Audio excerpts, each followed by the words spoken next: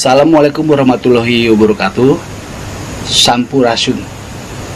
Salam generasi Bumi Merah Putih. Rekan-rekan generasi Bumi Merah Putih dimanapun kalian berada. Pada kesempatan malam hari ini, kami akan membahas atau ngobrol santai lah tepatnya. Kita akan ngobrol santai tentang sejarah, mitos, legenda, cerita rakyat, ataupun tentang wilayah Indonesia dan dunia. Pada kesempatan kali ini, saya masih bersama narasumber kita, yaitu dengan Mas Agus. Gimana, Mas Agus? Ya. Assalamualaikum. Waalaikumsalam. Gimana kabarnya, Mas? Alhamdulillah sehat. Untuk pembahasan kali ini, Mas, kita akan membahas tentang Jakarta. Menurut Mas Agus, Jakarta sendiri itu gimana? Jakarta ibu kota negara kita. Ya, kalau menurut saya itu Jakarta itu merupakan suatu ibu kota ya kan, sebenarnya.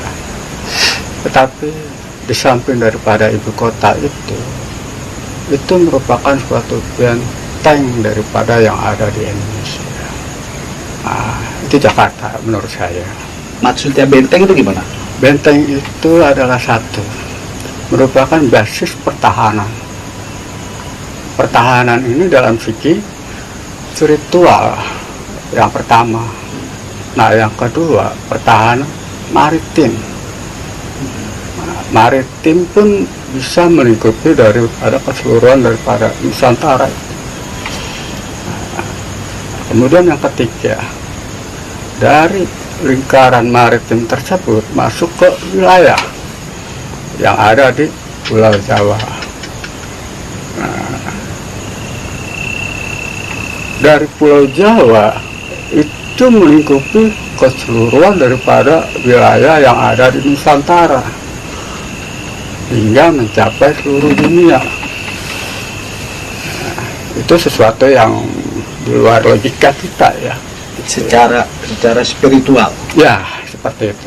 Nah, boleh dikatakan berarti basis, semacam ya, basis pertahanan. Basis gitu pertahanan. Ya. Maksudnya basis pertahanan ini bukan dalam arti segi kita tuh siap menghadapi suatu perlawanan, bukan.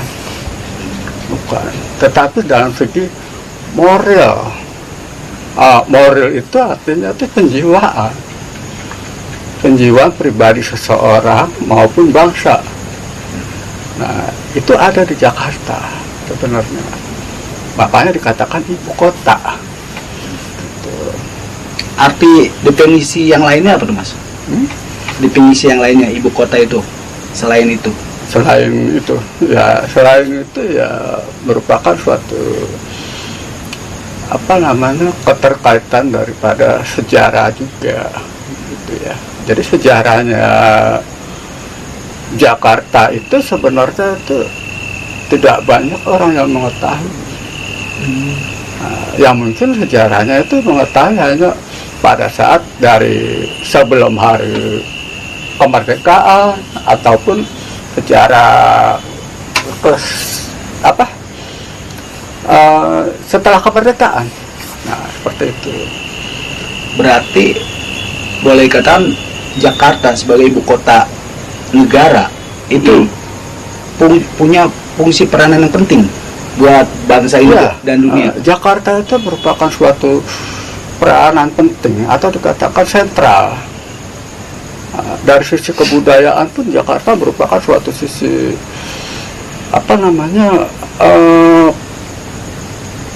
sentral kebudayaan. Seperti itu. Maksudnya gimana, Mas? Nah, jadi begini ya. Yang ada di Jakarta itu merupakan suatu sistem. Sistem di mana tuh suatu kebudayaan itu datang maupun pergi. Nah, maksudnya saya katakan datang itu adalah apa? Sesuatu yang pernah terjadi di Jakarta ataupun yang pernah terjadi di Pulau Jawa ataupun yang pernah terjadi di seluruh Indonesia, itu merupakan awal daripada kebudayaan yang ada di Jakarta. Nah, saya katakan Jakarta adalah ibu kota, ya kan? Maksudnya seperti itu. Jadi merupakan apa? Induk. Seperti itu. Diambil dari kata ibu ya? Ya, seperti itu. Kita jangan salah menafsirkan bahwa Jakarta ini adalah induk dari suatu peradaban, bukan ya. Tetapi apa? Kita mengatakan suatu ibu kota, induk. Seperti itu. Itu ada keterkaitan dengan literatur sejarah cerita masa lalu gitu, Mas? Cerita masa lalu, apakah ada penguatan sebuah cerita masa lalu? Ya, jadi kan begini ya. Jakarta itu kaitkan dengan sebuah cerita masa lalu, itu adanya sebuah pelabuhan. Nah, tadi sudah saya katakan sebagai maritim, ya, itu kan pelabuhan. Nah, dari pelabuhan itu merupakan suatu sentra pertukaran kebudayaan pada masa itu. Ya, pertukaran kebudayaan. Nah, pertukaran kebudayaan itu terjadi itu adanya suatu proses perdagangan. Nah, di mana jalur perdagangan itu ada di Jakarta pada masa itu. Nah, umumnya bangsa pribumi kita itu ya mengandalkan hasil bumi kan, seperti rempah-rempah atau apa, kerajinan, nah seperti itu. Itu pun dalam segi kebudayaan, bangsa kita pun mengirimkan suatu kebudayaan berupa ajaran, berupa tarian, ataupun berupa apa saja yang ada dalam bentuk kebudayaan. Nah, diboyonglah ke luar negeri. Ya, terjadilah suatu pertukaran yang intinya zaman sekarang ini sulit untuk menggambarkan kebudayaan asli yang ada di luar sana. Apakah itu dari wilayah Indonesia ataupun bukan. Nah, itu yang sulit. Karena apa? Membaur. Nah, itu pun bisa dikatakan hilangnya. Nah, hilangnya apa? Ketertarikan pada masa zaman modern terhadap budaya tradisional bangsa kita. Nah, boleh dikatakan berarti pada masa itu pertukaran kebudayaan itu terjadi secara tidak disengaja gitu. Ya, itu dengan secara tidak sengaja. Hal itu terjadi. Karena apa? Ramah tamah yang terjadi pada bangsa kita itu mendapat simpati dari bangsa luar sana gitu. Karena ramah, sikap monggo, silakan. Nah, itulah yang terjadi itu pada masa itu seperti itu. Dan sampai akhirnya terjadi kebudayaan kita digunakan atau dipakai oleh bangsa lain gitu. Ya, seperti itu. Ya, jadi begini ya. Kalau kita melihat dari sisi sejarah ya, atau para ilmuwan yang mengatakan bahwa peradaban Nusantara itu sebenarnya dikatakan sebagai induk ya. Nah, seperti itu. Kalau kita bisa menggambarkan hal itu. Sebenarnya hal itu terjadi kira-kira berlangsung sudah lama atau ya itu terjadi tuh ya sebelum zaman kemerdekaan, zaman kerajaan pun sudah terjadi. Artinya sudah berlangsung beratus-ratus tahun. Sebelum Masehi apakah bisa terjadi? Sebelum Masehi pun ada. Karena apa? Berarti di ibu kota ini? Ya, jadi sentral daripada ibu kota ini ya, dikatakan tidak juga merupakan di Jakarta. Tidak. ada juga merupakan ibu kota di lingkup Pulau Jawa. Nah, itu berdasarkan sejarah daripada perkembangan zaman. Nah, misalkan masuk ke zaman kerajaan ini, nah itu ibu kota berpindah juga, sama halnya seperti itu. Nah, tetapi yang paling dominan daripada sejarah bangsa kita ya ini Jakarta. Yang Jakarta. Ya. Jadi bisa diistilahkan Jakarta itu memiliki suatu wilayah yang paling strategis sebenarnya. Gitu. Karena pada masa itu tuh ya yang namanya jalur perdagangan tuh umumnya melalui perairan. Nah, Jakarta dekat dengan perairan. Nah, seperti itu. Apakah berarti semacam tempat persinggahan? Ya, salah satunya seperti itu bisa terjadi. Salah persinggahan maupun penetapan terjadi. Karena apa?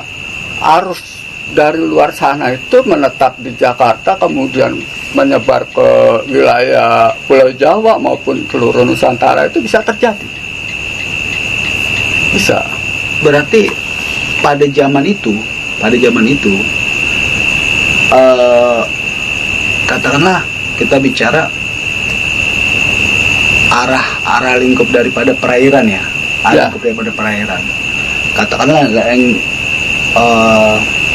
sebuah kapal yang dari luar negeri atau dari luar Nusantara, ya, itu bukan menetap, artinya selalu singgah di Jakarta. ya, Kalau mau ke Pulau Jawa gitu. ya. Jadi seperti itu. Terus dari Jakarta ini ke Pulau Jawa gimana transportasinya? Oh, ada juga gitu. Kita tuh menggunakan perahu-perahu kecil dengan melalui perairan juga bisa, kali gitu. Jadi tidak melalui lautan lagi? Ada melalui lautan berputar bisa terjadi, ataupun melalui kali-kali. Sungai, dan kemudian darat pun bisa terjadi ya gitu. Pada masa itu ya mungkin banyaknya perjalanan yang sulit ya gitu ya di darat gitu ya. Nah, akhirnya lebih banyak menggunakan sarana perairan. Kalau boleh dikatakan sungai yang ada di masa lalu masih ada nggak yang sekarang? Ya contohnya kita melihat dari pada Jakarta itu kan ada Ciliwung. Nah, itu bisa terjadi di Ciliwung pun terjadi. Oh, Ciliwung dulu lalu lintas tuh perjalanan. Ya, jadi seperti itu bisa terjadi. Gitu. Dari izin Jakarta sana masuk ke Ciliwung terus terjadi. Gitu. Nah, kemudian ke jalur dari Bekasi sana pun terjadi. Gitu. Atau melalui darat itu biasanya memang kalau melalui darat tuh banyak hambatan-hambatan ya, karena perjalanan di darat pun belum begitu bagus, seperti sekarang lah gitu ya. Gitu masih menambah hutan atau apa gitu ya, kan. Kalau pada masa itu seperti itu. Jadi katakanlah perjalanan yang paling memungkinkan pada waktu itu, pada masa itu berarti melalui sungai. Ya, perairan maritim. Setelah lautan untuk menuju sampai ke katakanlah pulau-pulau di Nusantara ya, atau pulau-pulau di Jawa atau menuju ke Jawa lah. Ya, itu melalui sungai. Ya. Jadi sumber perekonomian secara global di Nusantara itu lebih banyak di perairan. Gitu. Itu terjadi, hal itu terjadi itu kira-kira di masa kapan, Mas? Apakah di masa kerajaan? Apakah di masa waktu pas penjajahan atau dari sebelum Masehi terjadi seperti apa? Ya dari gini, dari masa sebelum Masehi masuk ke masa kerajaan pun itu terjadi. Ya, hingga sisa-sisa itu zaman pendudukan kolonial Belanda pun ya, itu pun terjadi gitu. Nah makanya kan terjadinya suatu bendungan-bendungan itu pada masa zaman kolonial Belanda itu banyak kan terjadi. Ada bendungan-bendungan. Ya, nah itu sebenarnya itu suatu taktik politik ya untuk apa? Membendung jalur perekonomian dari dalam keluar. Oh, bendungan itu? Ya, maksudnya itu jadi membendung. Bukannya bendungan itu dibuat buat perairan? Bukan.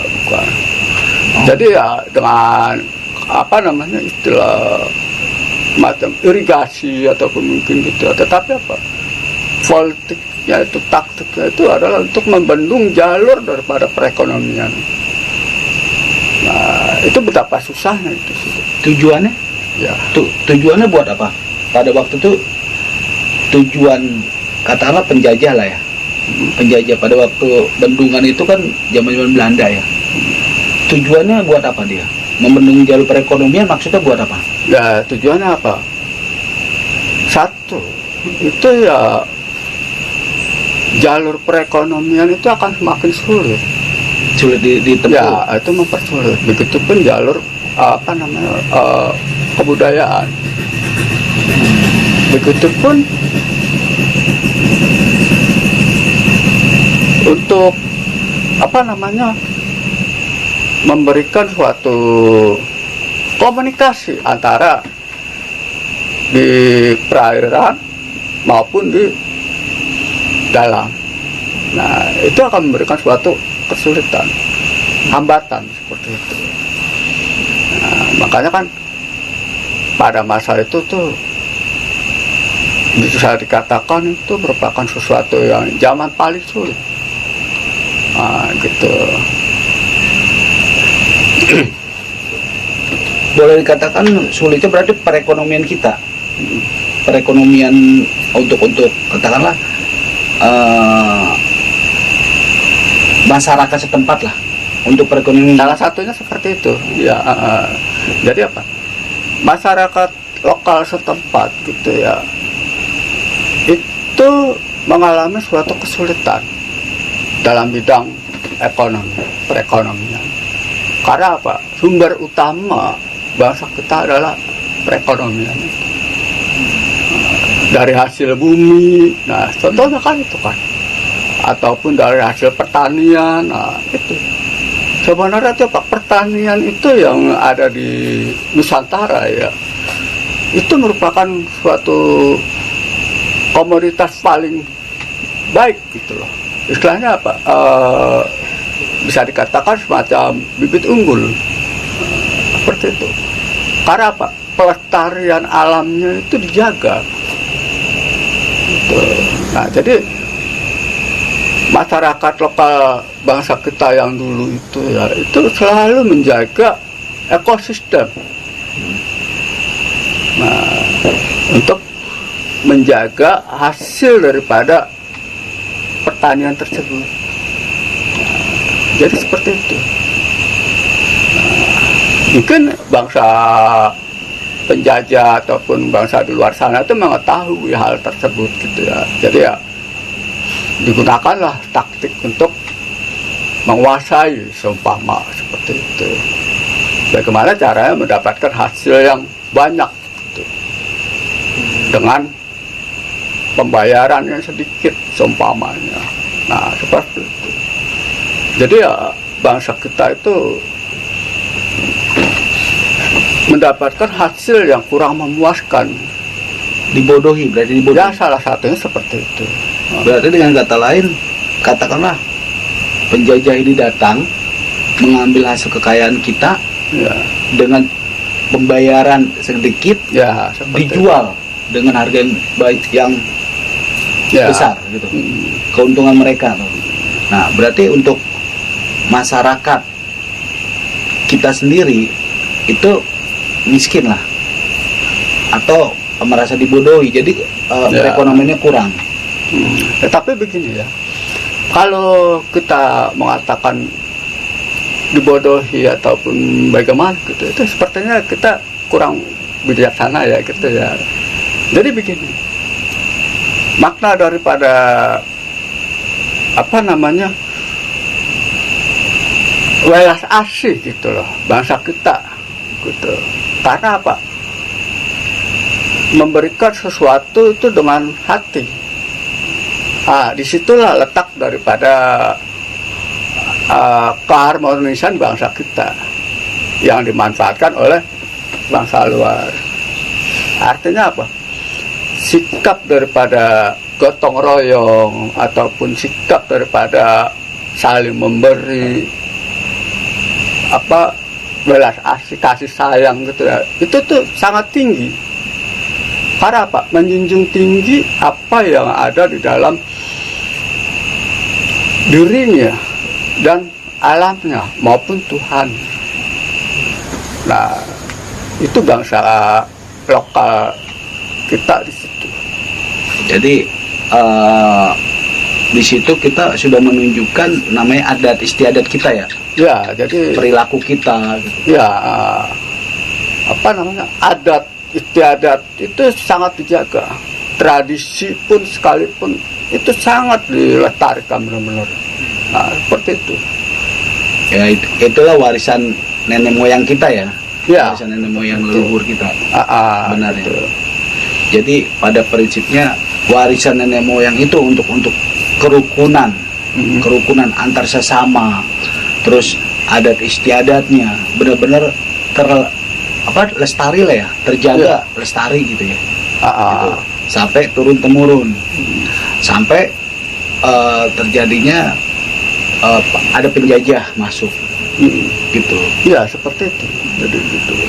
Jadi ya kita bisa mengambil kesimpulan bahwa apa yang terjadi di masa lalu itu dari dalam sana Pulau Jawa ya gitu, itu bisa memberikan suatu kemajuan di Jakarta gitu. Mereka saling membantu gitu. Karena mengetahui Jakarta adalah suatu sentral daripada pusatnya seluruh dunia. Bicara suku asli Jakarta atau Betawi itu seperti apa sih suku aslinya? Ya, kalau bicara suku asli Jakarta itu ya umumnya kan ya Betawi ya kan. Nah, jadi ya Betawi juga pun memiliki suatu sejarah tersendiri.